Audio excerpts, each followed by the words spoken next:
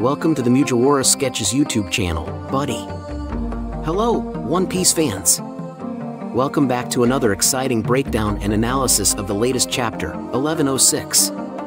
I'm sure you've all been eagerly waiting to dive into the incredible revelations surrounding the giants of Elbaf and the enigmatic Sun God Nika. So, let's save time and get right into it. In more than one way, One Piece chapter 1106 was amazing. It dealt with some of the most exciting plot points in the story, including the Egghead incident, the giants of Elbaf, and of course, the Sun God Nika. People who like the story know that the giants of Elbaf are some of the strongest characters ever, and Dory and Broggy are two of the most important ones. Dory and Broggy showed up on Egghead Island in One Piece chapter 1106 and made it clear that they were there to see the Sun God Nika. There is a clear implication that the giants and Nika have a deeper link. If you look back at the story, there have been other hints at this as well. Part 1, Elbaf's Winter Solstice. Fans know little about this country because One Piece has yet to start the Elbaf arc. However, many characters have talked about this place a lot in the past. 18 years ago, the Arabasta story was the first time fans saw Elbaf, and that's also when Dory and Broggy first talked about this wonderful place. Moving on with the story, Elbaf was mentioned again by Oimo and Kashi in the Water 7 saga, and it has been going on since then. After the time skips, fans were sure the Straw Hat Pirates would go to Elbaf. In the whole Cake Island arc, fans saw a true memory of Charlotte Lin Lin, one of the Emperors of the Sea, strengthening these connections even more. Fans saw Elbaf in this memory, where Lin Lin, then 5 years old, participated in a winter solstice event. The land of Elbaf has a winter solstice every year near the end. The winter solstice is a happy holiday, and to enjoy it properly, people must fast for 12 days. People eat a lot of semla before the solstice to ensure enough food for the 12-day fast. Right after the 12-day fast is over, there is a huge party. The whole point of this winter solstice event is to honor the sun, or more specifically, the Sun God. Fans of One Piece got a lot of hints like this one that the giants of Elbaf have something to do with Luffy or, more specifically, Nika. Also, other signs point to Elbaf having a direct link to the Sun God. The Marines were about to execute the giant warrior pirate members. Mother Carmel feared war with the Navy because of the execution and made it clear to everyone that the delay was a miracle from the Sun God. After she said those words, everyone around her, even the giants, started to accept the truth. That's when it became clear that the giants of Elbaf serve the Sun God. Fans of One Piece already know that Nika is the only god of the sun in the world. In the Wano Country arc of One Piece, Nika was properly introduced. Wano didn't make praising the Sun God up, though. It was clear from the Skypiea arc of One Piece that the flying races of Skypiea and even the Shandians believed in the Sun God. Additionally, as the story went on, it became clear that more races believed in this god, and the giants of Elbaf were no exception. This shows a long history between Nika, the former Joy Boy, and the world's giants in One Piece. Part 2, Why Elbaf Worships the God of the Sun. It's probably not hard to understand why Elbaf worships the Sun God. After thinking about everything, it's clear that Nika either worked with the giants of Elbaf or was at least one of them. Nika's fans already know a lot about who he is. People think he moved from place to place, making people laugh and happy and freeing them from their problems. He was a freedom fighter and set people free from being stuck in chains. Nika also made friends with many people, especially weak people whom strong people had abused. Nika became a god to many people worldwide, and it's possible that the same thing happened to the people of Elbaf. People think that Nika has helped Elbaf a lot in the past, which is why he is so respected.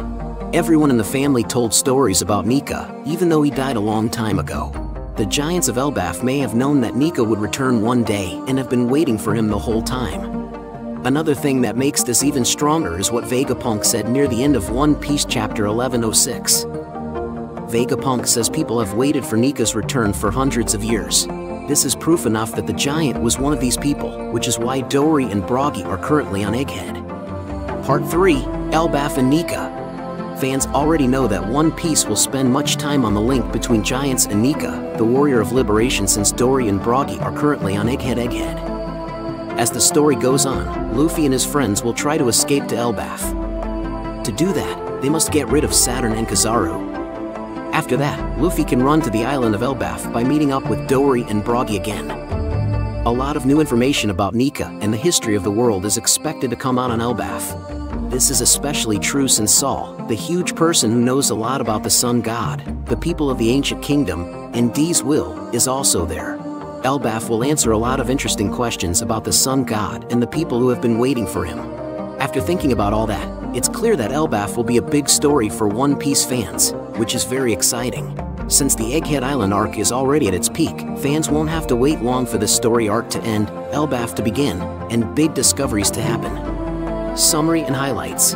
In One Piece chapter 1106, we learn about the link between the giants of Elbaf and the Sun God Nika. This hints at a major plot point in the story. Elbaf is a country that has yet to be fully explored in the series, but it has been named in earlier storylines, which suggests that it is important to the general story. Elbaf's worship of Nika, a fighter of liberty who brought happiness and freedom to those suffering, suggests that Nika may have been close with the giants, and that many people look forward to his return. This link is likely to be explored more in the next Elbaf story. And there you have it, folks. One Piece chapter 1106 has set the stage for an epic journey into Elbaf, and we can't wait to see how Oda-sensei unfolds this thrilling narrative. If you enjoyed this breakdown, remember to hit that like button, subscribe for more One Piece content, and share your thoughts in the comments below. Until next time, may the Sun God Nika light your way on this incredible adventure. Thank you very much for visiting the Mugiwara Sketches YouTube channel, buddy. We hope you enjoy our funny sketch videos and anime reviews. Don't forget to subscribe to continue joining us on our joyful journey in the world of anime. If you have any wishes, questions, or suggestions for our next videos, feel free to express your thoughts in the comments below. Thank you very much for your support, and until we meet again. See you next time, buddy. What is One Piece anime? One Piece is a manga and anime story about a young boy named Monkey D. Luffy who wants to be the king of the pirates in the world. As a child, he eats a devil fruit, a strange plant that makes him able to stretch like rubber. Before the show starts, Luffy goes out into the world for the first time and starts to gather a group of pirates. The main group grows over time, but it starts with Luffy, Nami the Navigator, and a swordsman named Roronoa Zoro. At some point, Luffy and his friends are known as the Straw Hat Pirates, and they go on many exciting adventures across the ocean. One Piece is a lot of fun because it's silly. Luffy goes from island to island around the world in the series. Each island has its own setting and theme. It's a pretty fantastical world full of animals that look like people, live skeletons, and other delightfully strange things. Within moments the group is in a winter scene, and the next they are on a tropical island full of giants. The show is full of silly and bright details. For example, Zoro holds a sword in his mouth, a scary military boss wears a cute bulldog hat, and people don't use phones to talk to each other instead. They use special transponder snails that can send and receive messages. Luffy is a carefree person who just wants to eat a tasty meal and laugh at bad jokes. Even though there are some funny parts in the series, a lot of One Piece is about freedom. During his travels, Luffy often takes up guns to help his friends and encourages others to do the same against pirates and government-backed military occupations. The characters in Luffy and his crew get stronger with each fight, which is typical for shonen manga. A lot of the story is about how Luffy beats a problem that seemed impossible to solve and finds some kind of secret power. After each fight, Luffy and his team get stronger and move closer to his main goal, which is to find the One Piece. Why is it called One Piece? The first part of both the manga and the anime shows that Pirate King Gold D. Roger is telling the truth about the mythical wealth called the One Piece. One Piece is the name of the show because Luffy wants to find the One Piece and become the next Pirate King. One of Luffy's main goals in the show is mentioned in the show's title. What is the One Piece? The answer to this question is still one of the biggest secrets in the series.